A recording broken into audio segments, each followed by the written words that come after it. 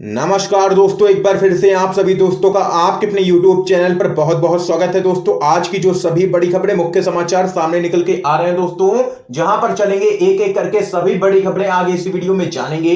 लेकिन उससे पहले दोस्तों आप लोगों से एक छोटी सी रिक्वेस्ट है कि अगर आप लोग भी बिहार के चुनाव में एक बड़ा सत्ता परिवर्तन होता हुआ देखते हैं तो अभी इस वीडियो को लाइक करके चैनल को सब्सक्राइब करके बेल के आइकन को जरूर दबा दीजिए दोस्तों। और कमेंट बॉक्स में अपनी राय जरूर बता सकते हैं कि आप लोग किस पार्टी का बिहार के विधानसभा चुनाव में समर्थन करते हैं। इसके साथ ही दोस्तों आइए आज की सभी बड़ी खबरें जान लेते हैं। एनडीए की जनसभा में बिल्कुल भी नहीं जुटी भीड़, बच्चों को मोदी मास्क पहना करके भरनी पड़ी है कुर्सियां। जबरदस्त तरीके से फजीयत हुई है बीजेपी और जेडीयू की रैली में। आप लोगों को दोस्तों बताते चले, बिहार विधानसभा चुनाव को लेकर के नेताओं की तरफ से ताबड़तोड़ प्रचार लगातार जारी है। इसी क्रम में एनडीए की तरफ से एक रैली का आयोजन किया गया, लेकिन इस रैली में जो तस्वीर सामने निकल के आई है उसे साफ तौर पर यही नजर आता है कि इस बार बिहार की जनता नीतीश कुमार की विदाई करके ही रहेगी। दरअसल दोस्तों ताजा मामला मुंगेर में देखने को मिला है। यहां पर एनडीए की जनसभा चल रही थी। यहां स्थानीय सांसद जेडीयू के लल्लन सिंह भाषण दे रहे थे। इसके अलावा यहां बीजेपी के बिहार प्रभारी भूपेंद्र यादव भी आने वाले थे। इस जनसभा में तनिक भी जनता की भीड़ नहीं दिखी। कुर्सियों को भरने के लिए बच्चों को बुला करके बैठाना पड़ा है बीजेपी को। तो यहां पर दोस्तों आप लोग देख सकते हैं कि बिहार के चुनाव में साफ तौर पर सत्ता विरोधी लहर देखने को मिल रही है। बिहार की जनता काफी नाराज चल रही है जेडीयू और बीजेपी सरकार से। और इस बार बिहार की जनता लगता है तय कर चुकी है कि नीतीश सरकार की विदाई होना तय है। इसके साथ ही दोस्तों एक और बड़ी खबर आप लोगों को बताते चलें। ग्लोबल हंगर इंडेक्स में भारत 94 नंबर पर। राहुल गांधी बोले सरकार खास मित्रों की जेब भरने में लगी है। आप लोगों को दोस्तों बताते चले, ग्लोबल हंगर इंडेक्स में भारत की स्थिति पड़ोसी देशों से भी खराब है। 117 देशों की लिस्ट में भारत 94 नंबर पर है। इसी को लेकर के कांग्रेस के पूर्व अध्यक्ष राहुल गांधी ने ग्लोबल हंगर इंडेक्स 2020 में भारत की स्थिति को लेकर के मोदी सरकार पर जबरदस्त निशाना साधा है। राहुल गांधी ने केंद्र सरकार पर अपने कुछ खास मित्रों की जेब भरने का आरोप लगाया है। राहुल गांधी ने ट्वीट में कहा है कि भारत का गरीब भूखा है क्योंकि मोदी सरकार सिर्फ अपने कुछ खास मित्रों की जेबें भरने में लगी है। ये यहाँ पर देख सकते हैं, राहुल गांधी ने सीधे तौर पर मोदी सरकार को लिया है निशाने पर। इस बीच एक और बड़ी खबर दोस्तों जान लेते हैं। हाथरस केस और नए कृषि कानूनों को लेकर के देश भर में धरना प्रदर्शन करेगी कांग्रेस। राज्य इकाइयों को जारी किया है निर्देश। आप लोगों को दोस्तों बताते चले, हाथरस केस और कृषि संबंधित नए कानूनों के मामलों पर केंद्र की मोदी सरकार और उत्तर प्रदेश की योगी सरकार के खिलाफ कांग्रेस पार्टी अगले चरण के आंदोलनों का ऐलान कर चुकी है। संगठन के महासचिव केसी वेणुगोपाल ने इस संबंध में सभी राज्य इकाइयों को चिट्ठी लिख करके निर्देश जारी किए हैं। दरअसल दोस्तों आप लोगों को बताते चले, इसके तहत 25 अक्टूबर को कांग्रेस देश भर में महिला और दलित उत्पीड़न दिवस मनाएगी। सभी राज्य इकाइयां अपने अपने राज्यों में अलग अलग जगहों पर धरना प्रदर्शन करेंगे। तो वहीं 31 अक्टूबर को पार्टी सभी राज्यों में किसान अधिकार दिवस मनाएगी। गौरतलब है कि 31 अक्टूबर को सरदार पटेल की जन्म तिथि और इंदिरा गांधी की पुण्यतिथि होती है। पार्टी ने सभी राज्य इकाइयों को इस दिन सत्याग्रह और उपवास करने के निर्देश भी जारी किए हैं। इस बीच एक और बड़ी खबर दोस्तों जान लेते हैं। बिहार चुनाव के लिए महागठबंधन ने जारी किया है अपना घोषणा पत्र। 10 लाख नौकरियां और विशेष राज्य का दर्जा समेत किए हैं कई बड़े वादे। आप लोगों को दोस्तों बताते चले, बिहार विधानसभा चुनाव के लिए पटना में महागठबंधन ने अपना घोषणा पत्र जारी किया है। घोषणा पत्र जारी करने के मौके पर आरजेडी के नेता तेजस्वी यादव, कांग्रेस के नेता रणदीप सुरजेवाला और शक्ति सिंह गोहिल समेत कई अन्य नेता मौजूद रहे। घोषणा पत्र के कवर पेज पर लिखा है, प्रण हमारा संकल्प बदलाव का। घोषणा पत्र जारी करते हुए कांग्रेस पार्टी के नेता सुरजेवाला ने कहा है कि अगर हम तेजस्वी यादव के नेतृत्व में सरकार बनाते हैं तो हम पहले विधानसभा सत्र में 3 कृषि विरोधी कानूनों को खत्म करने के लिए एक विधेयक पारित करेंगे। उन्होंने कहा, बीजेपी 3 गठबंधनों में चुनाव लड़ रही है। एक गठबंधन तो है जेडीयू और बीजेपी का, जो कि आपको नजर आ रहा है। एक गठबंधन है बीजेपी और एलजेपी का, जो आप समझते हैं, और एक गठबंधन है बीजेपी और ओवैसी साहब का। तीन ठगबंधन के साथ बीजेपी इस बिहार के चुनाव में उतरी है, ये यहां पर कहना है कांग्रेस पार्टी के नेता सुरजेवाला का। तो वहीं घोषणा पत्र जारी करते हुए आरजेडी के नेता तेजस्वी यादव ने कहा है कि बिहार में डबल इंजन की सरकार है। पिछले 15 साल से नीतीश कुमार बिहार में सरकार चला रहे हैं, लेकिन आज तक वहां हमारे प्रदेश को विशेष राज्य का दर्जा नहीं दिला पाए हैं। विशेष राज्य का दर्जा दिलाने के लिए डोनाल्ड ट्रंप अमेरिका से आकर के बातचीत नहीं करेंगे। हम वादा करते हैं कि कैबिनेट की पहली बैठक में ही बिहार में युवाओं को 10 लाख सरकारी नौकरी देंगे। इसके अलावा बिहार में हमारी सरकार बनने के बाद हम प्रदेश को विशेष राज्य का दर्जा भी दिलवा करके रहेंगे। ये यहाँ पर साफ कहना है महागठबंधन का। इस बीच एक और बड़ी अपडेट दोस्तों सामने निकल के आ रही है। बंगाल बीजेपी अध्यक्ष दिलीप घोष कोरोना पॉजिटिव, बताया था गौमूत्र से कोविड-19 का इलाज। आप लोगों को दोस्तों बताते चले, पश्चिम बंगाल बीजेपी अध्यक्ष दिलीप घोष कोरोना वायरस से संक्रमित पाए गए हैं, जिसके बाद उन्हें एक निजी अस्पताल में भर्ती करवाया गया है।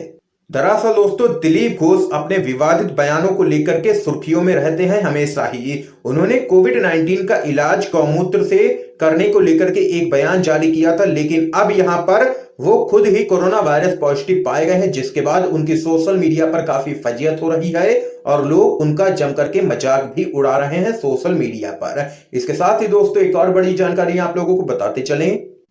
बिहार में बीजेपी का झूठ हुआ है बेनकाब। जिस प्रत्याशी पर उठा रही है बीजेपी सवाल, उसने पीएम से की थी एमयू और संसद से जिन्ना की फोटो हटाने की मांग। दरअसल दोस्तों आप लोगों को बताते चले, चुनाव आते ही बीजेपी पाकिस्तान कश्मीर हिंदू मुसलमान का राग छेड़ देती है और किसी तरह समाज को बांटकर वोट हासिल करने की कोशिश करती है।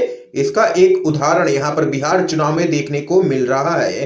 बिहार के लोग बेरोजगारी, भुखमरी, स्वास्थ्य और शिक्षा जैसे अहम मुद्दे पर बात करना चाहते हैं और सरकार से जवाब चाहते हैं, लेकिन बीजेपी ने इन सभी मुद्दों को दरकिनार कर चुनाव में पाकिस्तान और जिन्ना की एंट्री करार दी है। बीजेपी आधारहीन सूचना फैला करके जनता में भ्रम फैला रही है। कांग्रेस पार्टी के जिस उम्मीदवार पर बीजेपी सवाल खड़े कर रही है और जिन्ना से जोड़ रही है, उसका जवाब कांग्रेस पार्टी ने दिया है। आप लोगों को दोस्तों बताते चले, कांग्रेस पार्टी के नेता रणदीप सिंह सुरजेवाला ने कहा है कि बिहार चुनाव में जिस उम्मीदवार पर बीजेपी सवाल उठा रही है, उस प्रत्याशी ने खुद प्रधानमंत्री मोदी को एक पत्र लिखा था और जिन्ना की फोटो अलीगढ़ मुस्लिम विश्वविद्यालय और संसद से हटाने की मांग की थी। ऐसे में सवाल यह है कि क्या वोट के लिए बीजेपी जनता से झूठ बोल रही है और भ्रम फैला रही है। आप लोगों को दोस्तों आगे बताते चलें, कांग्रेस के नेता रणदीप सुरजेवाला ने कड़ा संदेश देते हुए कहा है कि यह चुनाव नई दशा बनाम दुर्दशा का चुनाव है। यह चुनाव नया रास्ता और नया आसमान बनाम हिंदू मुसलमान का चुनाव है। यह चुनाव नए तेज बनाम फेल तजुर्बे की दुहाई का चुनाव है। यह चुनाव खुददारी और तरक्की बनाम बंटवारा और नफरत का चुनाव है। सुरजेवाला ने अपने बयान से ये तो साफ कर दिया है कि कांग्रेस पार्टी कोई भी गंदी राजनीति करने नहीं जा रही है, बिल्कुल भी। वह विकास के मुद्दे पर जनता के बीच जाएगी और वोट मांगेगी। इसके साथ ही दोस्तों एक और बड़ी खबर आप लोगों को बताते चलें।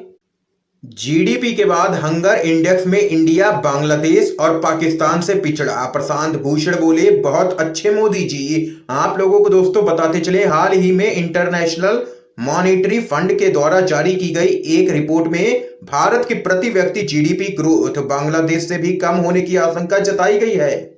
इसी बीच अब ग्लोबल हंगर इंडेक्स 2020 की रिपोर्ट जारी कर दी गई है। इस रिपोर्ट ने भारत की चिंता काफी बढ़ा दी है। रिपोर्ट के मुताबिक भारत 107 देशों की लिस्ट में अब 94 नंबर पर आ गया है। इस लिस्ट में भारत से ऊपर पड़ोसी मुल्कों के कई नाम हैं, जिनमें नेपाल, पाकिस्तान, बांग्लादेश का नाम भी शुमार है।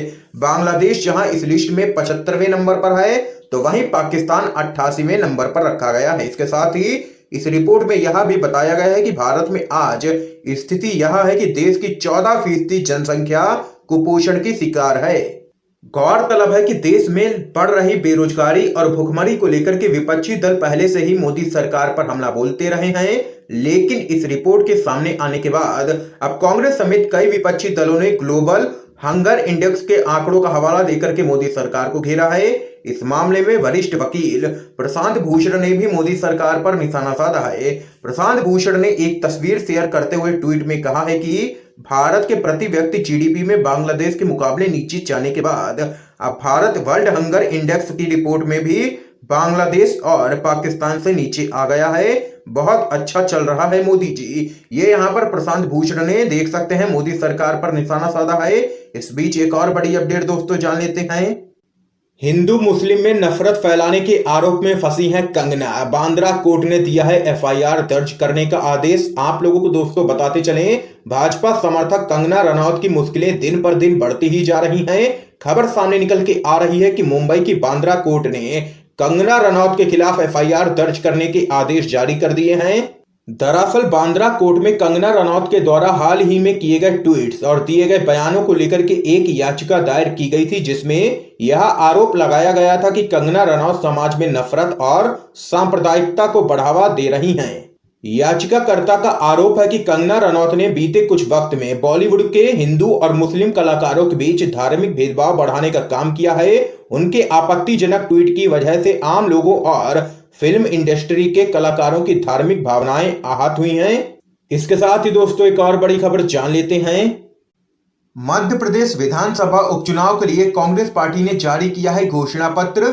कोरोना वायरस से मरने वालों को पेंशन और किसानों की कर्ज माफी सहित 52 वादे किए हैं यहाँ पर कांग्रेस पार्टी ने। आप लोगों को दोस्तों बताते चलें, बिहार चुनाव के साथ साथ मध्य प्रदेश में विधानसभा उपचुनाव भी होने हैं 28 सीटों पर। इसके लिए कांग्रेस पार्टी ने अपना घोषणा पत्र भी जारी कर दिया है। इस दौरान राज्य के पूर्व मुख्यमंत्री कमलनाथ ने यहां पर जबरदस्त तरीके से बीजेपी को निशाने पर लिया है। दरअसल दोस्तों आप लोगों को बताते चलें, कांग्रेस पार्टी ने वचन पत्र में एक बार फिर किसानों की कर्ज माफी की घोषणा की है। इसके अलावा कोविड-19 से मरने वालों को पेंशन देने की भी बात कही गई है कांग्रेस की तरफ से।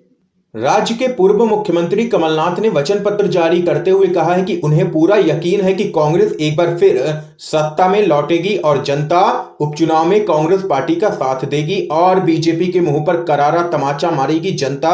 ये यहां पर कहना है मध्य प्रदेश के पूर्व मुख्यमंत्री कमलनाथ का। इसके साथ ही दोस्तों एक और बड़ी अपडेट सामने निकल के आ रही है। बीजेपी के राज्यसभा सांसद बोले, चीन के शी जिनपिंग ने पीएलए से कहा कि जंग को रहो तैयार।